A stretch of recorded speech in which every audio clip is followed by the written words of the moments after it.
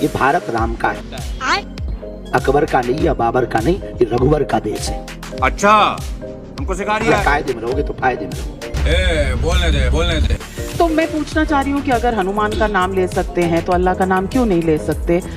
बात तो सही है। 100 मुसलमानों के बीच में एक हिंदू सुरक्षित नहीं है, लेकिन 100 हिंदुओं के बीच में एक मुसलमान सुरक्षित। घटिया सोच।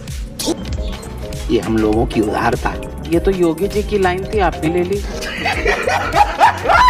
लोग कहते हैं कि बटेंगे तो कटेंगे, एक रहेंगे तो सेफ रहेंगे वाले नारे जो हैं ये सिर्फ हिंदू वोटों के लिए है। अरे बाप रे, ये तो धोती खोल रहा है। हिंदू राष्ट्र बनाने में क्या दिक्कत? मैं थूकता हूँ तेरी सूरत पे। लेकिन 20%, 80% जो है वो 20% से डरा क्यों हुआ है, बुजदिल क्यों बना हुआ? मुझे कैसे भी करके निकाल मेरे भाई, मैं फंस गया हूँ यहाँ। हेलो दोस्तों, कैसे आप सब लोग। तो फिर से मैं आ गई हूँ एक और नई वीडियो लेकर। तो वीडियो की क्लिप देखकर आप समझ गए होंगे कि आज की वीडियो कैसी होने वाली है। लेकिन उससे पहले मैं आपको बता दूं कि आज की इस वीडियो में बहुत मजा आने वाला है। बागेश्वर धाम बोल रहे थे कि हिंदू मुसलमान से डरा हुआ है, सहमा हुआ है। फिर जब इस महिला ने कहा कि 80% 20% से डरा क्यों हुआ है, सहमा क्यों हुआ है, तब बागेश्वर धाम की बोलती बंद हो गई। और बागेश्वर धाम ये भी बोल रहे थे कि ये भारत राम का है, अकबर का नहीं है, बाबर का नहीं है। फिर इस महिला ने इनसे ऐसे ऐसे सवाल पूछे हैं कि ये सोच रहा होगा कि इस डिबेट में इसको आना ही नहीं चाहिए। कि हिंदू बटा हुआ भी है, हिंदू घटा हुआ भी है, हिंदू डरा हुआ भी है। ये क्या सुन रहा हूँ मैं? लेकिन 20%, 80% जो है वो 20% से डरा क्यों हुआ है, बुजदिल क्यों बना हुआ? Good question. लोग कहते हैं कि बटेंगे तो कटेंगे, एक रहेंगे तो सेफ रहेंगे वाले नारे जो हैं ये सिर्फ हिंदू वोटों के लिए है। अरे बाप रे, ये तो धोती खोल रहा है। हिंदू राष्ट्र बनाने में क्या दिक्कत? लगता है तुम गू खा के ही मानो। जब आप हिंदू राष्ट्र की बात करते हैं तो वो हिंदू राष्ट्र क्या है आपके मन में, क्या विचार हैं? आप तो संविधान हनुमान का एक नया फॉर्मूला लेकर आए हैं, क्या यही है हिंदू राष्ट्र? हमें दिलों को परिवर्तित करना है। ठीक है। कागज पर हिंदू राष्ट्र चाहिए। अच्छा, हमें लोगों के दिलों में हिंदू राष्ट्र चाहिए। मगर क्यों? हिंदुत्व के प्रति प्रखर हो, मुखर हो, वो बिखरे हैं, वो एकजुट हो, ताकि ऊर्जा पूरे भारत के हिंदुओं की जातवाद से ऊपर उठकर राष्ट्रवाद में ऊर्जा लगे और भारत विश्व गुरु बने। चले एक काम कर, 200 रुपए दे और 50 रुपए काट ओवर एक्टिंग के वजह। ये भारत राम का है, तेरा बाप यहाँ छोड़कर गया था कि तेरी माँ? अकबर का नहीं या बाबर का नहीं, ये रघुवर का देश है। अरे झूठ बोल रहा है, ये झूठ बोल रहा है। कायदे में रहोगे तो फायदे में। अच्छा, हमको सिखा रही है। तो मैं पूछना चाह रही हूँ कि अगर हनुमान का नाम ले सकते हैं तो अल्लाह का नाम क्यों नहीं ले सकते? Good question. कह रहे हैं आप अभी हाल ही में गोपालगंज गए थे, बड़ी खलबली मचा दी। ऐसा लगता है कि लोगों का कहना बीजेपी के एजेंट है, जहाँ जहाँ चुनाव होता है वहाँ वहाँ आपके कदम पड़ जाते। मेरा धंधा बंद करवाएगा क्या? अखिलेश जी ने कहा है कि उन्हें गौशाला से बदबू आती है, उसके लिए वो इत्र को बढ़ावा देते हैं। आप इस बयान, राजनेताओं पे कोई बयान नहीं देते। क्यों डर गए?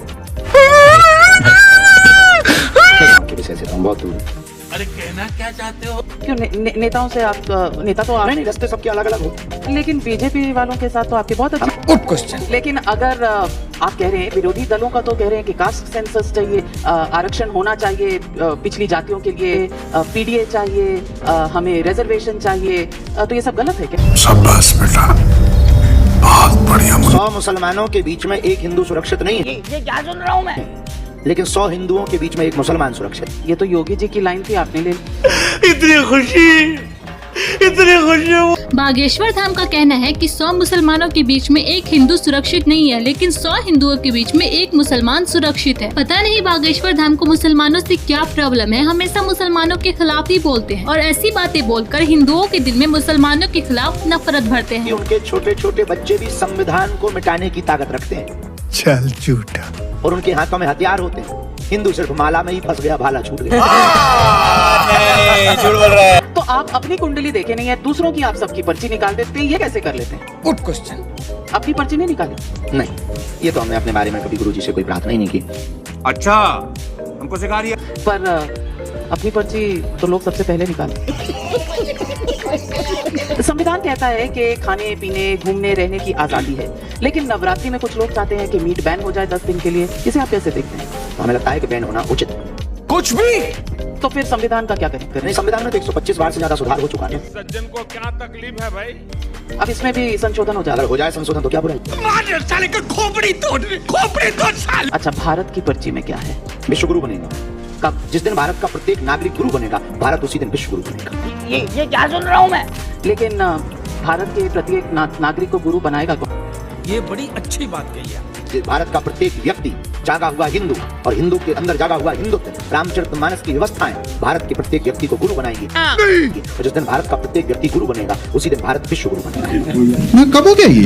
आज देश में औरंगजेब, सलार गाजी जैसों की कब्र या मजार होनी चाहिए? Good question. हमें लगता है कि उसकी आवश्यकता नहीं। मगर क्यों? और फिर भारत में अकबर, बाबर और औरंगजेब का क्या काम? अपने छत्रपति वीर शिवाजी महाराज कम है क्या? अच्छा। लेकिन लोग कहते हैं इतिहास को मिटाया तो नहीं जा सकता। बात तो सही है। इतिहास नहीं मिटाया नहीं जा सकता, पर बदला जा सकता। इस सज्जन को क्या तकलीफ है भाई? बागेश्वर धाम का कहना है कि इस देश में औरंगजेब और सालार गाजी की कब्र या मजार नहीं होनी चाहिए, और इसका मानना यह है कि इस देश में अकबर, बाबर, औरंगजेब का कोई काम नहीं, और इसके लिए ये इतिहास को भी बदल देंगे। बोल तो ऐसे रहे जैसे ये देश इसकी माँ ने दहेज में लाया था। आपकी पद यात्रा कभी यूपी में, कभी बिहार में, कभी एमपी में, लोग पूछते हैं कहीं आप ऐसा तो नहीं चक्कर चल रहा कि आप खुद की ही पार्टी बना डालें? सडनली हम लोग हनुमान चालीसा का पाठ पढ़ते हैं, निकल रहे हैं, आते टाइम कुछ ऐसा नहीं था, लेकिन जब हम लौट रहे थे तो सामने से मस्जिद से करीब 200 के तादाद में भीड़ आई, और जो उनका हरकत है, जिस चीज के लिए वो पूरे देश में जाने जाते हैं, पत्थरबाजी करना। बोलने दे, तकलीफ हुआ है बेचारे, बोल।